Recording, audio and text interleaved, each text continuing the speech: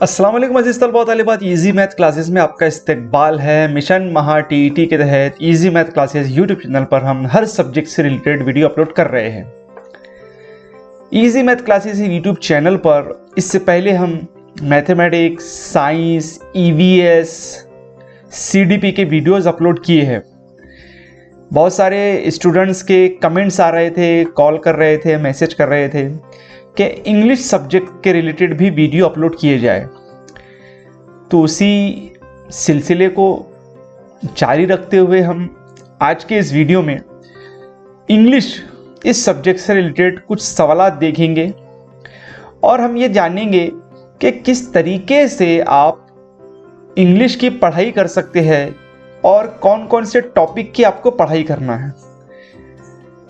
तो अजीज़ तलबा तलिबात, ये जो वीडियो होने जा रहा है वो इंग्लिश सब्जेक्ट सीरीज़ का पहला वीडियो है और अगर आप दूसरे भी वीडियो देखना चाहते हैं तो आपको प्लेलिस्ट सेक्शन में जाना है और वहाँ से भी आप हर सब्जेक्ट से रिलेटेड वीडियो देख सकते हैं। तो अंग्रेज़ी में 5 नंबर जो हमारा एक टॉपिक है, जो आज की इस वीडियो में हम स्पेशल डिस्कस करने वाले हैं कि अंग्रेज़ी में 5 नंबर तो पक्के हो गए। तो इस वीडियो में हम जानने की कोशिश करेंगे कि 5 नंबर आप बगैर किसी पढ़ाई के कैसे हासिल कर सकते हैं, चाहे वो पेपर 1 की बात हो या 2 की बात हो। इंग्लिश सब्जेक्ट से वीडियो अपलोड कर रहे हैं तो वो आप देख ले। साथ ही साथ हमारे सोशल मीडिया हैंडल्स जो है वो आपके सामने हैं। टेलीग्राम चैनल हमारा है EMC उर्दू। ये जो इसको आप सर्च करके टेलीग्राम चैनल पर प्रीवियस पेपर जो है वो डाउनलोड कर सकते हैं। बहुत सारे बच्चे मुझे मैसेज करते हैं कि सर पेपर भेजो। देखिए, मैं एक को भी पेपर नहीं भेजने वाला हूँ। यहाँ टेलीग्राम चैनल पर पेपर अपलोड है, आप वहाँ से डाउनलोड कर लिए। अगर आपको इतना भी नहीं आता तो फिर अल्लाह ही आपका मालिक है, इतना तो आपको सीखना पड़ेगा। और साथ साथ में व्हाट्सएप ग्रुप की लिंक है, वो डिस्क्रिप्शन में है। 6 ग्रुप फुल हो चुके हैं, 7वें ग्रुप की लिंक है ये। अगर ये भी फुल हो जाएगा तो इसी वीडियो के डिस्क्रिप्शन में ही मैं चेंज करके 8वें ग्रुप की लिंक वहाँ पर अपलोड कर दूंगा। ठीक है, तो चलिए बिना किसी देरी के हम शुरू करते हैं सबक सब्जेक्ट जो हमारा अंग्रेजी है उससे रिलेटेड वीडियोस।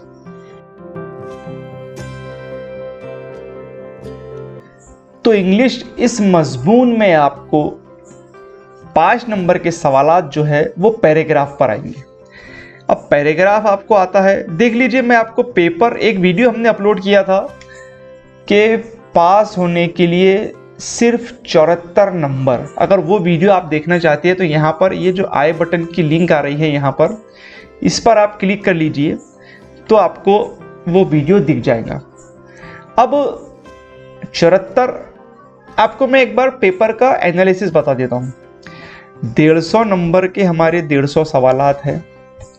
जनरल कैटेगरी के लिए 90 चाहिए, कास्ट कैटेगरी रहा तो 82 मार्क होना आपको पास होने के लिए। ठीक है, अब ये बात तो हर साल की तरह होता है कि 82 में से जो 150 में से जो 2-3 क्वेश्चन है वो रॉन्ग आते हैं। तो अगर 80 ही पकड़ कर चले, 80 मार्क्स आपको हासिल करना है, जिसमें से हमने उस वीडियो में बताया था कि आप 8 नंबर जो है वो कैसे ले सकते हैं उर्दू के अंदर। अगर आपने कुछ भी नहीं पढ़ा है तो 8 नंबर आप आसानी से मिल जाते हैं। बच जाते हैं 72 नंबर।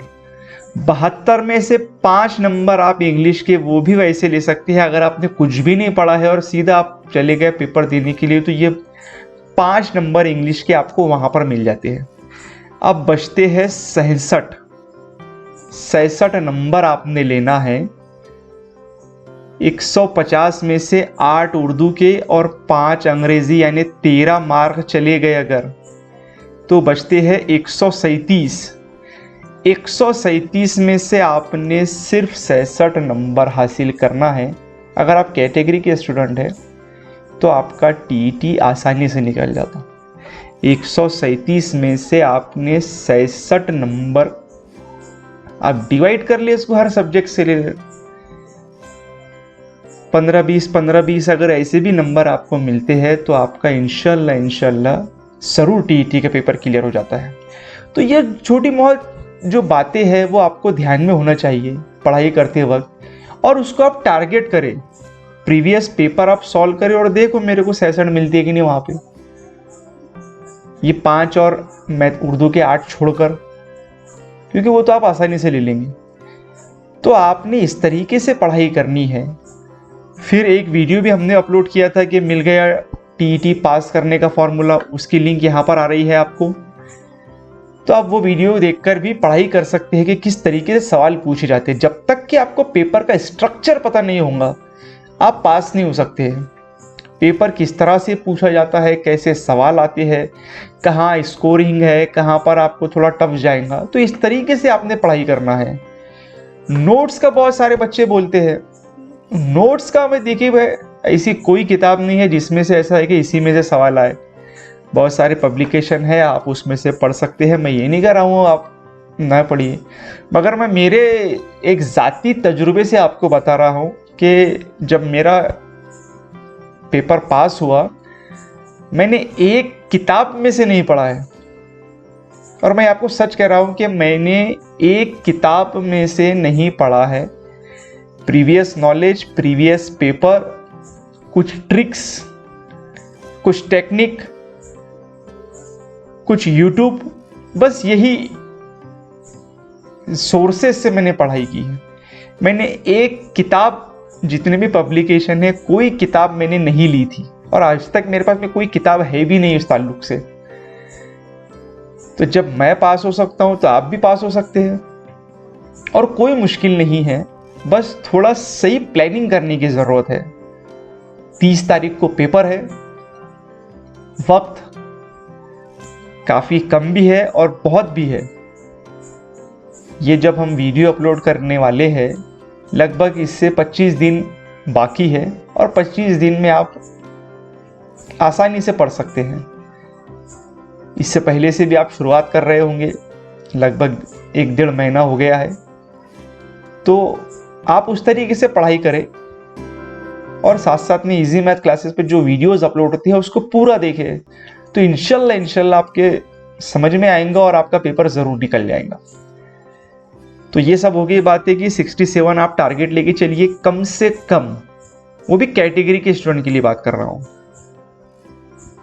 70 अगर आपका टारगेट 80 का रहेगा तो आप 66 पर आएंगे, वो क्वेश्चन छोड़ के बात कर रहा हूँ, ठीक है। तो अब हम इस वीडियो में देखने वाले हैं कि अंग्रेजी से रिलेटेड कैसे सवाल हमको देखने को मिलते हैं। तो यहाँ पर एक पैराग्राफ दिया गया है, टाइमिंग हमारे पास में कम है, 1 मिनट एक सवाल के लिए है।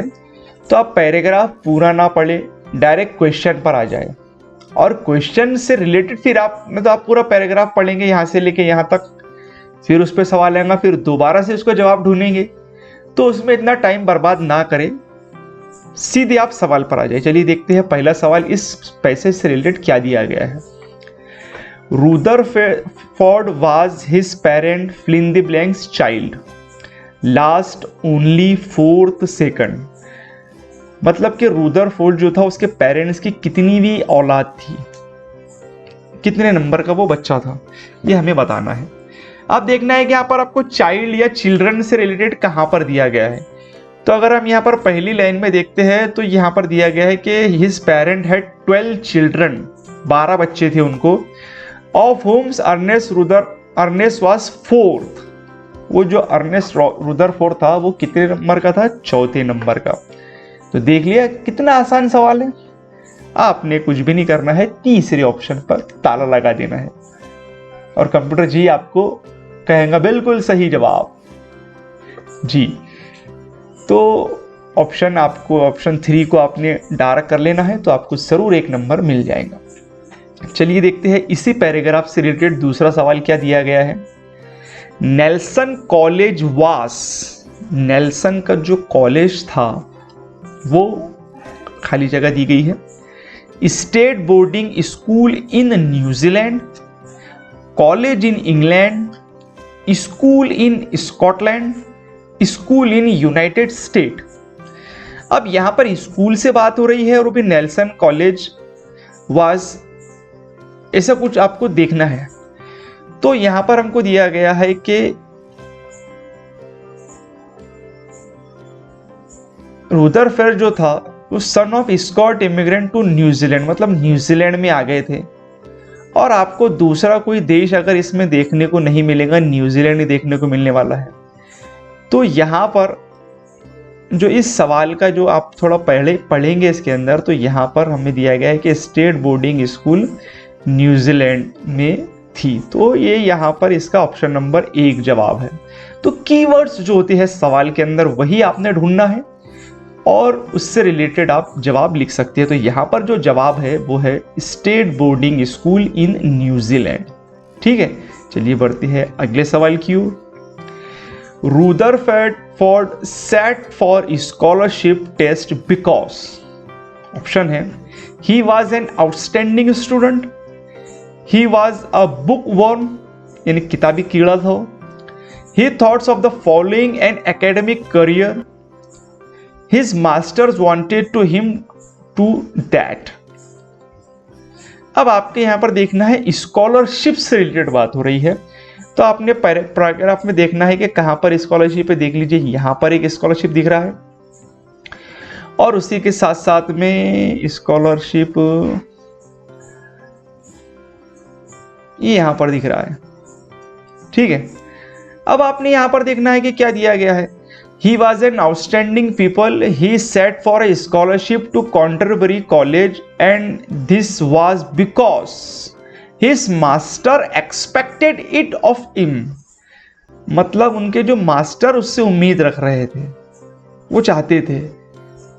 And he won it, और उसने जीत के दिखाया। तो यहाँ पर इसका जो चौथा ऑप्शन है वो इसका राइट आंसर है, क्योंकि उसके मास्टर जो थे वो चाहते थे। ऑलराइट, चलिए बढ़ते हैं अगले सवाल की ओर। अगले सवाल में हमको यहाँ पर दिया गया है कि Rutherford carried out his private experiment in. He carried his own private experiment in. अब एक्सपेरिमेंट से रिलेटेड बात है, तो एक्सपेरिमेंट हमको कहाँ दिख रहा है, ये दिख रहा है। तो Rutherford was a student of fascinated by Hertz's work on a radio waves and he began to conduct his own experiment in the clock room of the college। Clock room, अब ऑप्शन हमारे पास में है some corner of the clock room of Nelson college, some corner of the clock room of Canterbury college, a corner of the room allotted to him in the boarding house, in the laboratory of the Nansal College। अब यहाँ पर हमें देखना है कि he conduct his own experiment in the clock room of college। अब कौन सा कॉलेज था उसका, तो हमने यहाँ पर देखा था कि नेल्सन कॉलेज उसका नाम। तो clock room of Nelson college ये इसका नाम था। ठीक है, तो ये इसका ऑप्शन नंबर 1 जो है वो clock room of Nelson college इसका राइट आंसर है। चलिए बढ़ते हैं इस पैराग्राफ के आखिरी सवाल के लिए। The phrase mechanical band suggest that Rutherford, mechanical band ये जो फ्रेज इस्तेमाल हुआ है ये सजेस्ट करता है कि रुदरफोर्ड जो है was quite mechanical, was devoid of human warmth, emotion and feeling, etc., did things and lived as thoughtlessly as a machine, had an aptitude for the science of machinery। तो आप अगर paragraph में देखेंगे कि mechanical bent of mind, यहाँ दिखा है कि but he was good at a Latin and he had a passion for music and a mechanical bent of mind. तो यहाँ पर ये जो मैकेनिकल बेंट दिया गया है इसका इस फ्रेज के तौर पर मतलब है कि उसका जो एप्टीट्यूड है वो साइंस ऑफ मशीनरी था, मतलब मशीनरी में ही उसका पूरा दिमाग था, उसी में बारे में सोचता वगैरह था। तो यहाँ पर ऑप्शन नंबर जो 4 है वो इसका राइट आंसर होगा। ठीक है, तो इस तरीके से पैराग्राफ को आप क्या आसानी से इसे पढ़कर आप 5 नंबर हासिल कर सकते हैं। एक और पैराग्राफ हम देखेंगे जहां पर भी इस तरीके से सवाल दिए गए हैं। अब यहाँ पर ये काफ़ी बड़ा पैराग्राफ है, अगर आप इसको आराम से पढ़ते हैं तो आपसे 3 से 4 मिनट इसमें चले जाएंगे, इसलिए आपने क्वेश्चन पर आ जाना है। अब क्वेश्चन हमको दिया गया है कि what does the phrase home made is the best imply. Option हमारे पास में है people should go in for swadeshi because it is home made, chain for the sake of the chain is not good, the best should be not the best should not be discarded, whatever is being practised is better than what is new. अब यहां पर आपको दिया गया है कि phrase तौर पर दिया गया है कि home made is best, home made is best यहां पर आपको दिख रहा है। तो इसका मतलब होता है कि जो भी अमल में आ रहा है वो पिछले बार से बेहतर है। यहां पर इस टर्मिनोलॉजी से his attitude in many respect is home made is best. For instance, most cattle farmers in the villages prefer to feed their cows and buffaloes with the home mix comprising of local oil cakes like mustard or cottonseed, pearls, jaggery, salt, etc. It takes, तो यहाँ पर दिया गया है कि हमें पिछले जो भी काम किया था उससे बेहतर जो है उसका ये मतलब होता है, यानी what ever is being practised is better then what is new. तो इस तरीके से आपको सवाल को समझना है और उसका जवाब देना है। ठीक है, अगला सवाल हमको यहाँ पर दिया गया है कि when will you call a person conservative in his attitude and approach. एक जो सहज रहने वाला जो व्यक्ति है, जो अपने में रहता है, तो हम कब कहेंगे कि उसका एटीट्यूड और अप्रोच में? तो when he would like to try out every new idea before accepting it, वो खुद से ही हर किसी भी आइडिया को एक्सेप्ट करने से पहले ट्राई करें। या when he sticks to old ways of thinking and doing, एक पुराने ही तरीके पर बस अड़ा है, उसी से करना है, उसके अलावा कुछ नहीं करना है। When he solve his problem through tried out method, मतलब नए नए तरीके से ट्राई करके उसको मेथड को सॉल्व करता है, तो हम उसे कहेंगे कि भाई ये पर्सन कंजर्वेटिव है। या when he imputes motives to change agents. अब इन चारों ऑप्शन में कंजर्वेटिव उसी कहेंगे जो बस अपने दिमाग में एक बात लेके बैठ गया है और बस उसी पर वो चलता है, तो उसे हम कहेंगे कंजर्वेटिव। तो यहां पर जो सेकंड ऑप्शन है कि भाई when he sticks to old ways of thinking and doing, तो यहां पर इसका ऑप्शन नंबर 2 राइट आंसर होगा। चलिए बढ़ते हैं इसी से रिलेटेड अगले सवाल की ओर। What is the best method to convince average Indian villager about the superiority of new cattle field? देखिए अब यहाँ पर दिया गया है कि it takes numerous visit, hard convincing, daily trials and experiment to convince rural cattle farmer that compound feeds, scientifically formulated, improved yield of milking without any incremental cost। यहाँ पर ऑप्शन हमारे पास दिए गए home visit, discussion, field demonstration and distribution of related literature. तो यहाँ पर detail में उनको बताया गया है, कन्वेंस किया गया है, डेली ट्रायल दिए गए हैं और एक्सपेरिमेंट भी कराया गया है कन्विंस करने के लिए about superiority of new cattle field. ठीक है, तो इसमें जो चारों भी ऑप्शन में से जो सूटेबल ऑप्शन है वो है फील्ड डिमॉन्स्ट्रेशन, यानी उनको बताया भी गया है, समझाया भी गया है, ट्रायल भी किया गया और एक्सपेरिमेंट भी किया गया है, तो डेमोन्स्ट्रेशन एकदम दिया गया है उन्हें। तो यहाँ पर तीसरा इसका राइट आंसर है according to the official answer key. अगला सवाल है हमारे पास, what is the following, which of the following is not the usual reason offered by an average Indian villager for his poverty. Option हमारे पास में है, it is the result of some of his bad deeds committed in this और the previous birth. क्या वो पुराने जो कर्मों का फल है उसे मानता है? या इट इज गॉड विल्स, क्या ये ऊपर वाले की लिखी हुई तकदीर है? It is because of his resistance of new idea, नए आइडिया ट्राई नहीं करने की वजह से? इट इज हिज डेस्टिनी, क्या ये उसकी किस्मत है? तो villager traditionally has been believer in the philosophy of karma और fate. He is found in more convenient to blame his economic distribution, poor living condition and strain social status on भाग्य, कर्मा और fate. यानी जो ऊपर वाले ने इनकी जो तकदीर लिख दी है, ये उस पर ये रीजन है जिसके वो उनको लगता है कि ये गरीब है। ठीक है, मगर वो एक्चुअल में रीजन नहीं है। Which of the following is not the usual reason offered by an average Indian follower to his poverty. यानी उन्हें लगता है कि इसमें से कौन सा ऑप्शन उन्हें नहीं लगता है। तो यहाँ पर तो भाग्य कर्मा की बात की गई है। तो यहाँ पर इनमें ऑप्शनों में से लगता है कि भाई गॉड विल्स, यानी जो तकदीर है ऊपर वाली की लिखी हुई इनके लिए, वो it's not an usual reason, वो उनको जो यूजुअल रीज़न है वो नहीं लगता है। तो यहाँ पर इसका ऑप्शन नंबर 2 है। ठीक है, लास्ट सवाल इस पैराग्राफ का, why does villager feel secure in maintaining status of Q? Because change is the seldom for the better, because whatever is known should be the best, because of the imagined risks involved in the trying a new approach, because too many people go without advising him। तो अब हमने ये status Q ढूंढना है, कहाँ पर है, ये यहाँ पर दिख रहा है। The security that the villager find in the status quo act as a